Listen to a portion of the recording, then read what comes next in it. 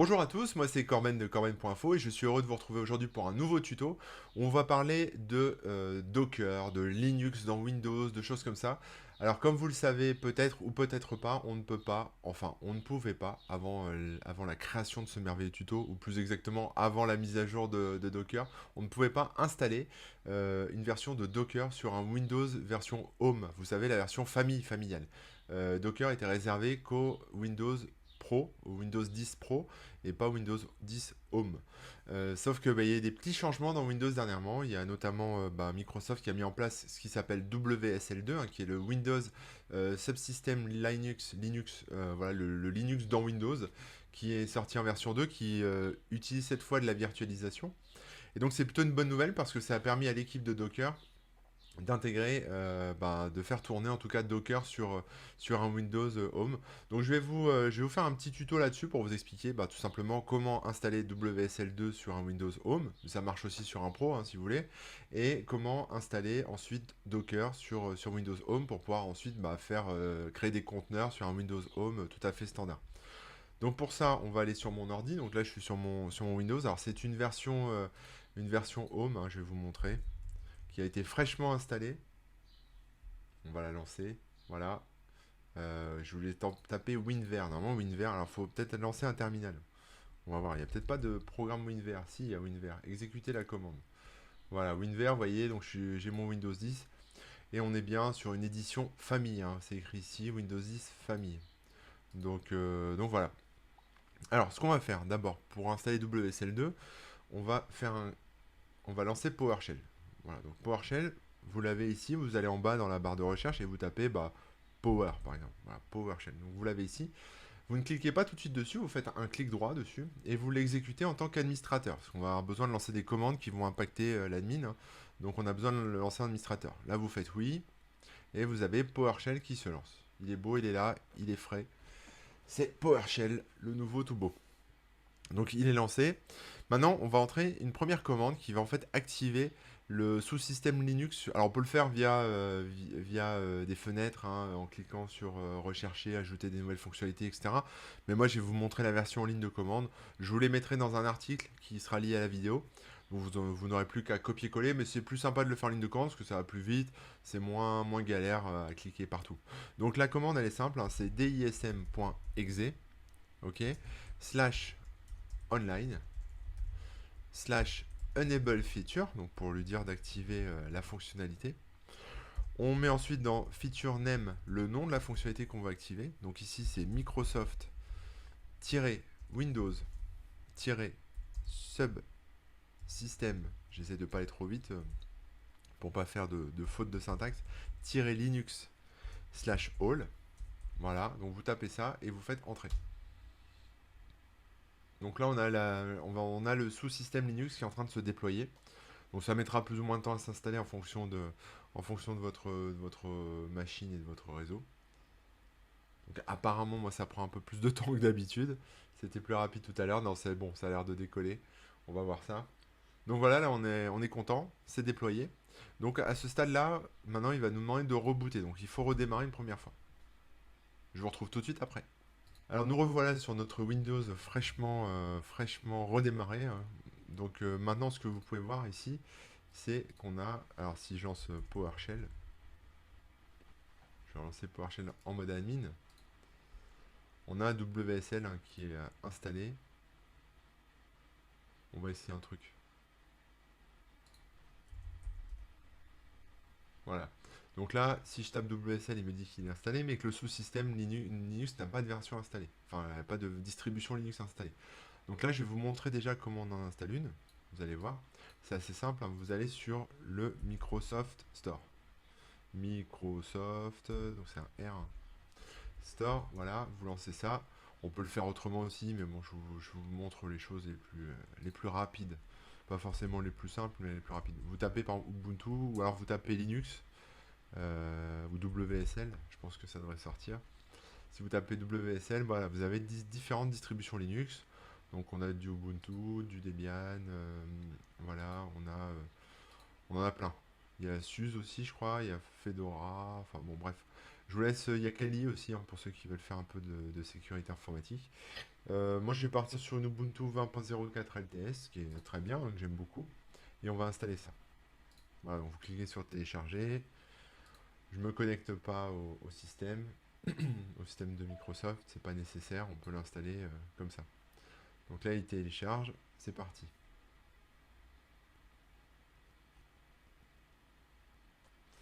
Ubuntu est installé, on peut le lancer maintenant.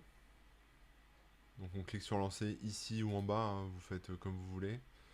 Voilà, donc il est en train de finaliser, on va dire, l'installation ici. Donc là, Ubuntu est lancé, donc évidemment, il vous demande de vous créer un nom d'utilisateur, un mot de passe.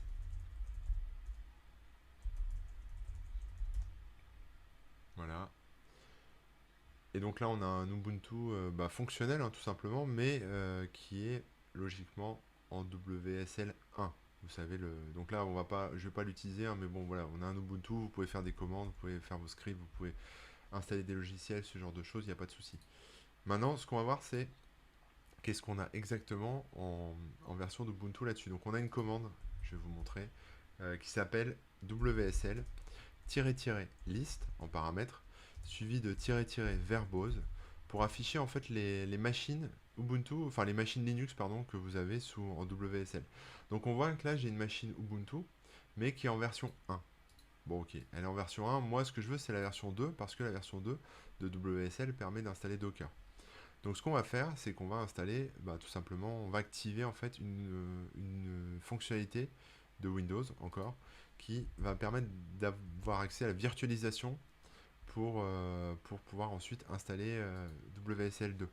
Donc ça passe par une autre commande que je vais vous donner, qui s'appelle donc dism.exe, vous tapez ça dans PowerShell, hein, toujours en mode admin, hein, votre PowerShell, n'oubliez pas, online, enfin /online, /enable-feature, ok, et ensuite on met le nom de la feature, donc c'est /feature-name, deux points, et là vous mettez virtual, machine, plateforme.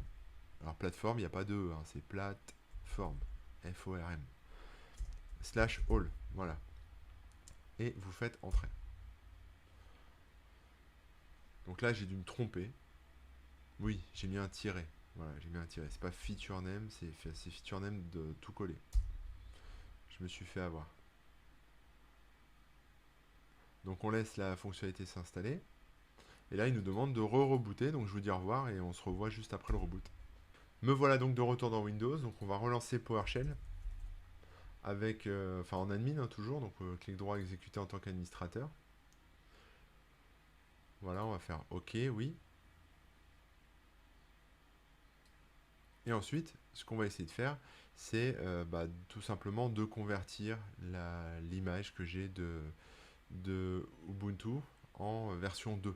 Donc on va la porter sur version 2. Je vous rappelle, hein, quand on fait ceci, on a la liste des machines installées.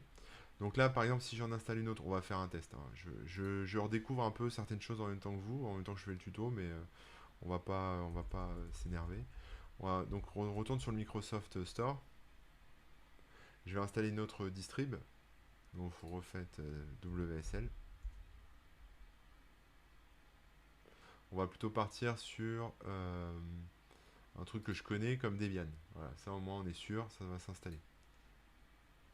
Donc on va faire non merci. Voilà. Donc il va installer Debian. Maintenant, moi, ce que je vais essayer de faire quand même, c'est je vais vous montrer comment on convertit une machine Ubuntu ou autre, hein, ou la Debian, en version 2 de WSL. Vous allez voir.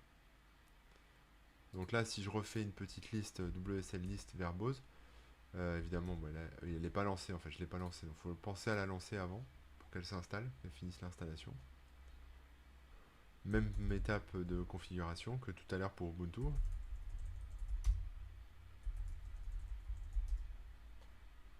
Voilà, installé. Donc là, normalement, il devrait apparaître.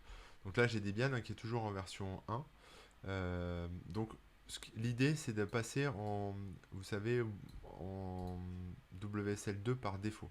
Donc pour ça, une commande, je vais vous la montrer, qui s'appelle WSL-set-default. Alors là, on va avoir peut-être des petites erreurs, mais vous allez voir, on va les régler une par une, c'est fait exprès. C'est pour vous montrer un peu les étapes par lesquelles vous devriez passer. Donc vous mettez donc set-default-version et vous mettez 2. En gros, c'est pour dire que WSL2 sera la version par défaut. Parce que là, vous avez vu, on a réinstallé une Debian et je me suis retrouvé avec une version 1. Mais alors ça, voilà, ça je m'y attendais, c'est que WSL2 nécessite une mise à jour de son composant noyau. Parce que Microsoft a, on va dire, créé un noyau spécial Linux. Donc voilà, il y a un petit soft à installer. Donc vous allez lancer un navigateur et puis vous allez aller sur l'URL qu'il vous dit, hein, tout simplement. Donc c'est aka.ms slash WSL2 kernel. Entrée. On se retrouve donc sur le site de Microsoft qui nous dit plein de blabla, etc. Mais on a ici un lien qui s'appelle télécharger le dernier package de mise à jour du noyau WSL2. C'est ce qui nous intéresse, donc on va l'installer. On le télécharge, bon je l'exécute directement. Voilà. Hop, donc là on a un bon petit programme d'install voilà, à la Microsoft, à la Windows. On fait Next, on installe tout, ça roule. Voilà, et on fait Finish. Donc normalement on devrait être bon là, hein. Je ferme ça. Je vais rouvrir PowerShell et puis je vais repasser en version 2. Donc là vous voyez, il me dit plus rien, il me dit pour plus d'informations, bon un peu de blabla, mais il y a plus message d'erreur sur la mise à jour du composant. Donc là on va réinstaller encore une distrib Linux hein, pour vous montrer un peu les changements. C'était fait exprès. On va prendre une autre distrib. J'ai vu qu'avec Kali, on peut s'installer Kali, hein. On va toutes les installer tant qu'à faire. Alors, afficher tout, qu'est-ce qu'on a? On a Kali Linux là, voilà. Qui est une distrib basée sur Ubuntu, je crois aussi, ou sur Debian, peu importe, qui en fait embarque plein de logiciels pour faire la sécurité informatique. Donc, on installe Kali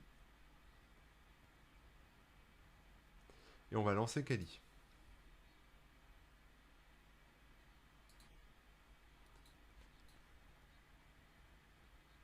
Donc là, il me dit, ah, il y a un problème, l'ordinateur virtuel n'a pas pu être démarré car une fonctionnalité requise n'est pas installée. Alors ça, c'est ma faute.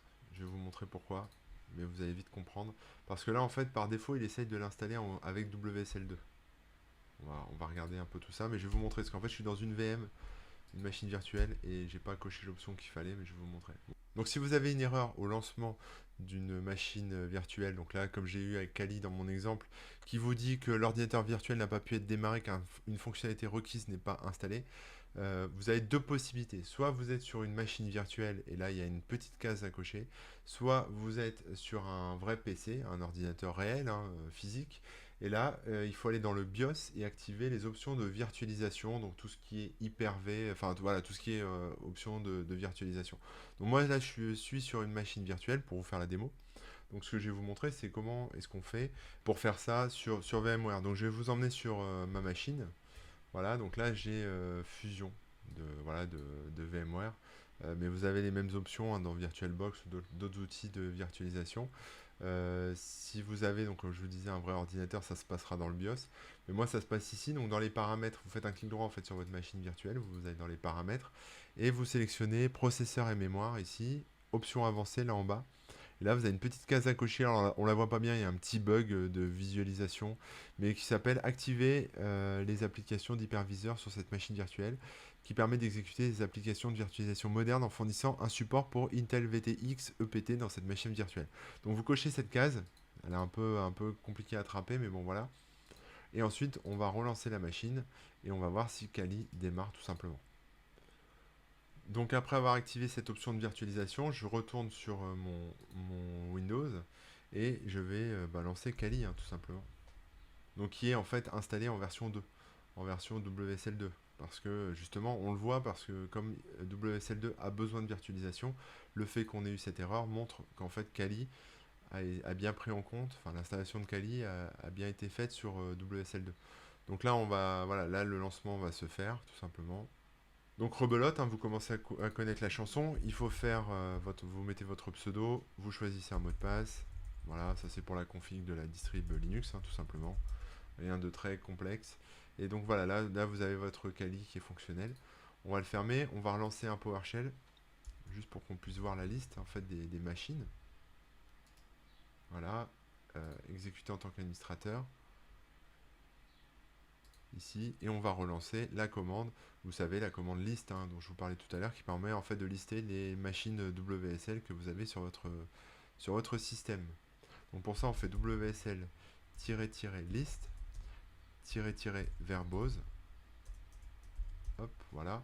Et donc là, ce qu'on voit, c'est qu'Ali est bien en version 2. Alors malheureusement, Ubuntu n'est pas en version 2, Debian n'est pas en version 2, mais je vais vous montrer comment est-ce qu'on transforme une WSL1 en WSL2. Vous allez voir, c'est pas très compliqué, hein. Il suffit pour ça de faire WSL-set-version. Et là, vous mettez le nom de votre machine. Donc moi, c'est Ubuntu-20.04. Donc il faut vraiment l'écrire comme ça, hein. Ubuntu-20.04. Et vous faites un espace et vous indiquez le chiffre 2 pour dire qu'on veut du WSL2. Donc là, il nous dit que la conversion est en cours, ça prendra quelques minutes, ça peut être plus ou moins long en fonction de votre machine. On va le laisser faire et je vous retrouve tout de suite après. Donc voilà, la machine virtuelle est convertie. Donc si on repart sur mon ordinateur et qu'on fait un WSL-list-verbose hein, ici, comme tout à l'heure, vous pouvez voir que Ubuntu, est passé en version 2.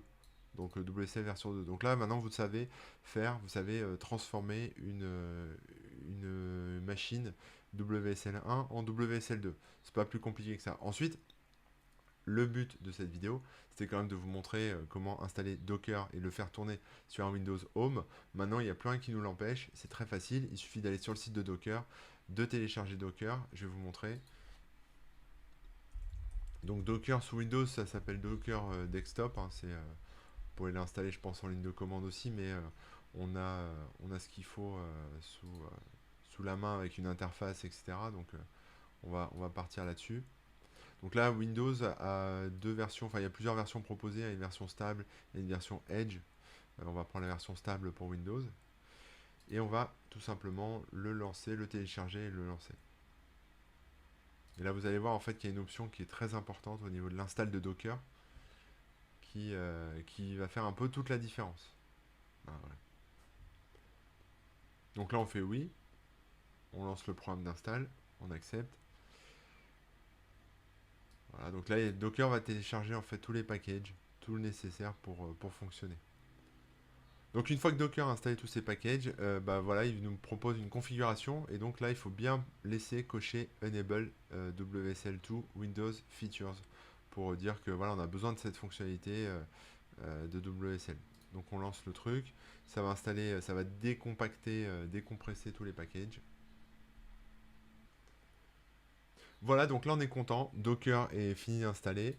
On peut sortir de là. Donc après, le temps que se lance Docker, ça peut être un petit peu long. Alors il faut se déloguer hein, de Windows pour, on va dire, appliquer l'installation. Ne me demandez pas pourquoi. C'est comme ça. Il faut respecter les désirs de Windows. Donc on se délogue et on va se reloguer sur Windows. Et donc voilà, Docker devrait se lancer maintenant, donc je vais le lancer, hein. Donc vous double-cliquez, là il vous a mis un petit lien, mais vous l'avez dans le menu démarrer, vous l'avez en ligne de commande, etc. Donc il n'y a plus aucun souci. On va le laisser démarrer tranquillement. Et puis je vous retrouve juste après. Donc voilà, Docker est lancé. On a donc, vous pouvez voir la petite icône, alors là j'ai la petite fenêtre, la petite pop-up qui me dit que c'est lancé. Mais si vous allez ici en bas dans la barre des tâches, vous avez Docker Desktop is running, c'est la petite baleine blanche ici qu'on voit pas super bien. D'ailleurs, je dois être totalement derrière. Attendez, hop, on va déplacer la vidéo. Voilà, elle se trouve donc il se trouve ici, hein, la petite baleine blanche. Voilà, ici. Et donc après, vous avez un tuto, vous avez plein de choses. Donc on va se passer un peu de ça pour l'instant. Après, je vous renverrai vers la doc de Docker, tout simplement. Mais on peut essayer quand même. On va essayer d'installer un truc. Alors c'est un projet qui est rigolo, hein, c'est Infinite Mario Bros. Donc maintenant que Docker est fonctionnel, on va lancer un terminal. Donc une invite de commande. Hein. J'ai pas installé le vrai terminal de Windows. Mais écoutez, tout simplement, on va se rendre ensuite sur le hub de Docker. Donc le hub.docker.com, c'est tout simplement un espèce de dépôt en fait. Vous voyez ici hub.docker.com avec plein d'images, plein de conteneurs, de Docker qui sont proposés on va dire en téléchargement, si je peux dire. Et donc là, je suis sur une image d'un conteneur Mario, Super Mario. C'est juste pour vous montrer, hein, pour tester. Donc on va copier-coller la commande dans l'invite de commande MS-DOS et on va lancer ça. Donc là, il va tout simplement récupérer l'image, récupérer le conteneur et ensuite on va pouvoir lancer. On va voir si on peut lancer une appli Docker tout simplement. Alors j'ai pris celle-là parce qu'elle est un peu marrante, hein, mais on va voir si on peut lancer une appli Docker directement sur un Windows Home pour vous montrer que c'est pas du pipeau. Donc on attend que ça télécharge et je vous reprends tout de suite après. Donc l'image de Docker de Infinite Mario Bros est téléchargée, donc maintenant on va la lancer, hein, tout simplement. Donc on va faire un Docker run, -d pour le lancer en démon, -p pour spécifier le port, donc on va partir sur un port, alors il faut en mettre deux apparemment, donc ah zut, qu'est-ce que j'ai fait? Je suis remonté un peu trop vite. Donc on recommence, Docker run -d -p. On part sur donc un port qui va de donc 8600 et après on spécifie le 8080 peng by slash docker Super Mario. Donc ça c'est l'image, hein. Enfin, c'est le nom du conteneur.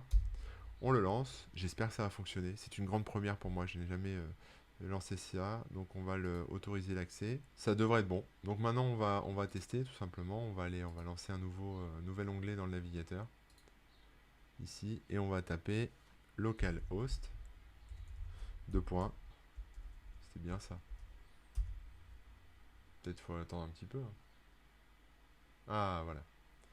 Donc voilà, c'est bon, avec le port 8600, ça fonctionne. Il suffit d'attendre un petit peu le temps que ça se lance.